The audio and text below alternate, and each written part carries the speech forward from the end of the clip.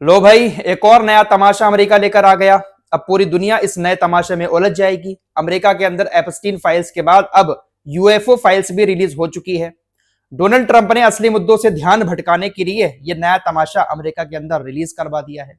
पिछले 80 सालों से जो यूएफओ फाइल अमेरिका के अंदर बंद पिंजरे में पड़ी हुई थी, उसको अब रिलीज करा दिया है डोनाल्ड ट्रंप ने, और अब पूरी दुनिया इस तमाशे में उलझ गई है। क्या हुआ? मेरी बात आप लोगों को समझ नहीं आई? परेशान ना हो, बहुत आराम से सारी चीजें बहुत आसान भाषा में समझाऊंगा। एलियन का नाम तो आपने सुना ही होगा, बहुत सारी मूवीज में एलियन को दिखाया भी जाता है। वही वाला मुजस्समा अब अमेरिका ने अपने देश के अंदर रिलीज कर दिया है। हम इंसानों के अलावा क्या एलियंस की भी कोई दुनिया है? अमेरिका ने बहुत सारे फोटोज और वीडियोज जारी करके ये दिखाने की कोशिश की है कि शायद एलियंस है। सारी चीजें बहुत डिटेल के साथ आप लोगों को आगे दिखाऊंगा और बहुत आसान भाषा में इस टॉपिक पर बात करूंगा। लेकिन पहले कुछ हेडलाइंस मिडिल ईस्ट की। सबसे पहले खबर आपको ईरान की ही बता देते हैं। ईरान ने स्टेट ऑफ हॉर्मुज को बंद कर दिया है। हर गुजरने वाले जहाज से ईरान टैक्स वसूल रहा है और परमिट जारी कर रहा है। जो स्टेट ऑफ हॉर्मुज आज तक पूरी दुनिया के लिए फ्री था, अब तमाम देशों को पैसा देकर अपने जहाज निकालने पड़ रहे हैं। अब ईरान एक और बड़ा प्लान बना रहा है, एक और चीज को लेकर परमिट जारी करने की बात कर रहा है। दरअसल आपको पहले भी बता चुका हूं कि ईरान के किनारे जो समुंदर है, स्टेट ऑफ हॉर्मुज या आसपास का जो भी एरिया, वहां पर दुनिया भर की बहुत सारी कंपनी की इंटरनेट केबल बिछी हुई है। यूरोप, खाड़ी देश और एशिया के देशों को इंटरनेट से जोड़ने वाली मोटी मोटी इंटरनेट केबल समुद्र के अंदर बिछी हुई है। जंग के दौरान आपने ऐसी खबर सुनी होगी कि ईरान इन मोटी मोटी केबल्स को डैमेज कर सकता है, जिसकी वजह से इंटरनेट की दिक्कत आ सकती है। हालांकि ईरान ने अभी तक किसी भी इंटरनेट केबल पर हमला नहीं किया है। अब ये जो समुद्र में मोटी मोटी इंटरनेट केबल बिछाई जाती हैं, ये कंपनियों के द्वारा बिछाई जाती हैं। कुछ विदेशी कंपनियां ऐसी हैं जिसके जरिए ही इंटरनेट केबल को समुद्र में बिछाया जाता है। अगर कोई केबल डैमेज हो जाती है, शार्क वगैरह उसको डैमेज कर देती है, तो उसकी रिपेयर भी यही कंपनियां कराती हैं। ईरान की फार्स न्यूज एजेंसी के मुताबिक ईरान अब इन्हीं इंटरनेट केबल बिछाने वाली कंपनियों को परमिट जारी करने का प्लान कर रहा है। ईरान के जिस समुद्री एरिया में विदेशी कंपनियों ने अपनी इंटरनेट केबल बिछाई है, उसके बदले में ईरान उनसे टैक्स वसूलना चाहता है। साथ ही साथ ईरान के नियमों के अनुसार ही उस एरिया में ये इंटरनेट केबल बिछाने वाली कंपनियां काम करेंगी। अब जिन विदेशी कंपनियों ने इंटरनेट केबल समुद्र में बिछाई है, हो सकता है कि उनको ईरान को टैक्स देना पड़ जाए, और ईरान जब उनको परमिट देगा तभी उनको इजाजत होगी कि वो स्टेट ऑफ हॉर्मुज से अपनी इंटरनेट केबल को गुजार सके। ऐसा नहीं है कि केबल को एक बार समुद्र के अंदर डाल दिया तो कंपनी को दोबारा वहां पर जाने की जरूरत नहीं पड़ेगी। शार्क जो होती है बड़ी बड़ी समुद्र के अंदर, कभी कभी वो डैमेज कर देती है केबल्स को। मेरा एक दोस्त है मलेशिया के अंदर, वो इसी कंपनी में काम करता है। ऑस्ट्रेलिया की एक कंपनी है जो इंटरनेट केबल बिछाती है। मोटी मोटी शार्क जो होती हैं समुद्र के अंदर, वो कभी कभी उसको काट देती हैं, जिसको ठीक करने के लिए समुद्र में रोबोट भेजे जाते हैं। इंसान वहां तक नहीं पहुंच सकता। अब समुद्र तो कई सारे देशों में फैला हुआ है, तो कंपनी को हर देश का परमिट लेना पड़ता है इंटरनेट केबल को ठीक करने के लिए। लेकिन ईरान ने इसको लेकर अभी तक कोई सख्त नियम लागू नहीं किया था, लेकिन अब ईरान प्लान कर रहा है कि हमसे परमिट लो और उसके बाद हमें पैसे भी दो। तो ईरान अब स्टेट ऑफ हॉर्मुज से गुजरने वाली हर चीज से कहीं ना कहीं पैसा वसूलने का प्लान बना रहा है। अब हो सकता है कि जैसे शिपिंग कंपनियां ईरान से समझौता कर रही हैं, परमिट ले रही हैं, पैसे दे रही हैं, इसी तरह इंटरनेट केबल बिछाने वाली कंपनियां भी ईरान से पैसा देकर परमिट लें। अच्छा, कल एक खबर भारत को लेकर भी आई थी। भारत का एक जहाज स्टेट ऑफ हॉर्मुज में डूब गया, एक शख्स की मौत भी हो गई। हो सकता है आपने ये खबर कहीं ना कहीं सुनी हो, लेकिन फिर भी जल्दी से आपको बता देता हूं। दरअसल स्टेट ऑफ हॉर्मुज से भारत का एक जहाज गुजर रहा था। इस पर तकरीबन 18 क्रू मेंबर सवार थे, ज्यादातर भारतीय थे। अचानक से गोलीबारी शुरू हो जाती है। जहाज पर गोलीबारी नहीं हुई, बल्कि अमेरिका और ईरान की सेनाएं आपस में एक दूसरे के ऊपर गोलीबारी कर रही थी। स्टेट ऑफ हॉर्मुज से अमेरिका के 2 विध्वंसक पोत गुजर रहे थे, जिस पर ईरानी सेना ने फायरिंग की। उधर से अमेरिका ने भी फायरिंग शुरू कर दी।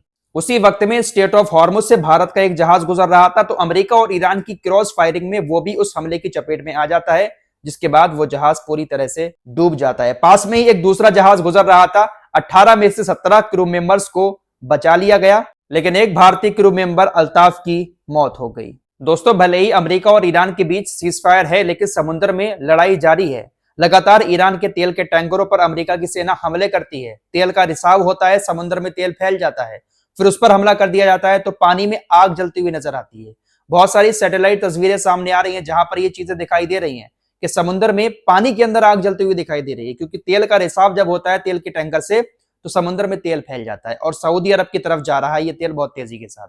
पिछली रिपोर्ट में मैंने आपको बताया था कि तकरीबन 80,000 बैरल तेल समुद्र में फैल गया है, फारस की खाड़ी से होता हुआ सऊदी अरब की तरफ जा रहा है। अच्छा, बस एक खबर आप लोगों को और बता दूं, उसके बाद अमेरिका की यूएफओ फाइल्स की बात करूंगा। दरअसल खबर यह है कि अमेरिका के विदेश मंत्री मार्को रूबियो ने ऐलान किया है कि उन्होंने चाइना की 3 सैटेलाइट कंपनियों पर प्रतिबंध लगा दिया है। चाइना की satellite company mean proto technology, दूसरी कंपनी द अर्थ आई और तीसरी कंपनी चांग गुआंग, इन 3 सैटेलाइट कंपनियों पर प्रतिबंध लगा दिया है और इनके ऊपर आरोप लगाए हैं कि उन्होंने हाई रेजोल्यूशन वाली तस्वीरें ईरान को शेयर की, जिसकी मदद से ईरान ने हमारे सैन्य ठिकानों को टारगेट किया। दोस्तों, इस जंग के दौरान आपने ऐसी बहुत सारी खबरें सुनी होंगी कि चाइना अपने सैटेलाइट की वजह से ईरान की मदद कर रहा है। उसी का आरोप लगाते हुए 3 सैटेलाइट कंपनियों पर प्रतिबंध लगाए हैं। हालांकि चाइना ने कहा कोई बात नहीं, लगाते रहो प्रतिबंध, इसका असर नहीं पड़ेगा। तेल कंपनियों पर भी प्रतिबंध लगाया था अमेरिका ने, उसको भी नकार दिया। चाइना अमेरिका के प्रतिबंधों से डरता नहीं है, क्योंकि चाइना खुद एक अलग दुनिया है। लेकिन अमेरिका को तकलीफ इस बात से हुई कि ईरान को इन्होंने हाई रेजोल्यूशन वाली तस्वीरें शेयर की। सैटेलाइट ने तस्वीरें ली और बाकायदा पूरी लोकेशन ईरान को शेयर की, जिसकी वजह से ईरान ने उनके ठिकानों को उड़ाया। फिलहाल यूएफओ की तरफ चलते हैं।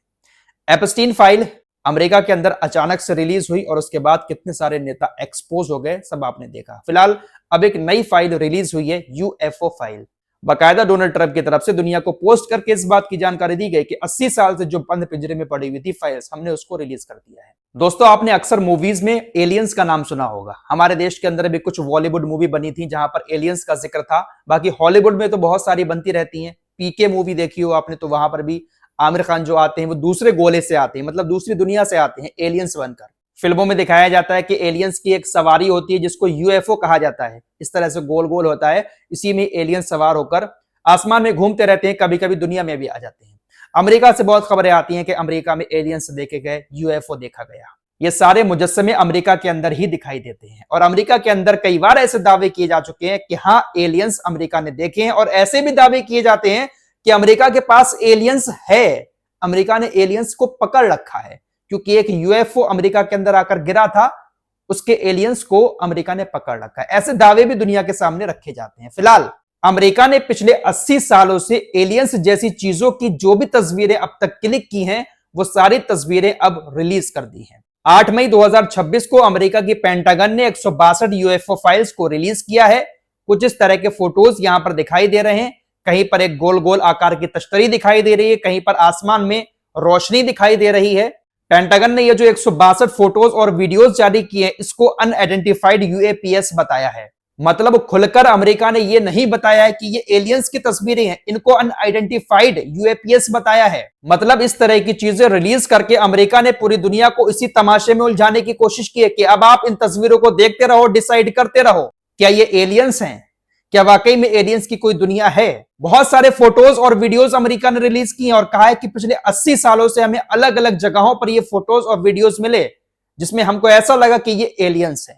आपको अगर ये सारे फोटोज और वीडियोस देखना है तो आप पेंटागन की इस वेबसाइट पर जाकर देख सकते हैं। गूगल पर कुछ इस तरह के वेबसाइट को सर्च करेंगे, आपके सामने सारी फोटोज खुलकर आ जाएंगी। डोनाल्ड ट्रंप ने कहा कि देखिए, पिछले 80 सालों से ये फाइल्स छुपी हुई थी, लेकिन हमने इसको रिलीज करा दिया। इस पर ईरान ने कहा, ईरान की तरफ से पोस्ट किया गया कि ईरान के खिलाफ युद्ध में जनता का ध्यान हटाने के लिए ट्रंप जल्द ही अज्ञात उड़ने वाली वस्तुओं यानी यूएफओ के बारे में जानकारी जारी करेंगे। ये बात ईरान ने पहले ही बोल दी थी। अभी और भी फाइल्स आना बाकी हैं। ईरान आरोप लगा रहा है कि अमेरिका इस जंग से अपने लोगों का ध्यान हटाने के लिए इस तरह की चीजें दुनिया के सामने रिलीज कर रहे हैं, जिसका कोई मतलब ही नहीं बनता है। अमेरिका पूरी दुनिया को इस बात में उलझाना चाह रहा है कि आप करते रहो रिसर्च कि हम इंसानों की दुनिया के अलावा एलियंस की भी एक दुनिया है। ये सारे मुजस्समे अमेरिका के हाथ ही लगते हैं। दुनिया का कोई देश आज तक एलियंस को लेकर कोई दावा नहीं करता है, लेकिन अमेरिका कहता है कि हमारे यहां पर यूएफओ गिरा था, हमने यहां पर देखा, हमने वहां पर देखा। उसी को लेकर हॉलीवुड मूवीज बना दी जाती हैं। हॉलीवुड मूवीज की वजह से ही पूरी दुनिया को ऐसा लग रहा है कि हाँ, इंसानों के अलावा कोई और दुनिया है जहां पर एलियंस रहते हैं। तो इस तरह से नए नए तमाशे अमेरिका की तरफ से सामने आते रहते हैं। इस रिपोर्ट में इतना ही। कुछ और खबरों के साथ फिर हाजिर होंगे। अपना ख्याल रखिएगा। अल्लाह हाफिज।